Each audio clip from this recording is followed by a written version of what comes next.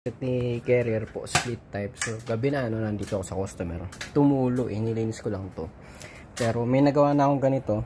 Ayun, so ang ginagawa ko pagka ganyan, nilalagyan ko nung alulod, so nilagyan ko siya ng glue stick, tapos merong copper na yung ginagamit natin sa mga panghinang. Kung mapapansin nyo, dire-diretso na yung tubig dun sa baba. Ayun, kasi ang nangyayari dyan, pumupunta ron sa ilalim doon, tapos tutulay siya papunta ron sa likod, tutulong ngayon siya rito sa loob. Usual na nangyayari po yan dito sa model na yan, carrier. Yan, ito yung tsura. Yan. Ayun, ginagawa ko rin yan doon sa kabila.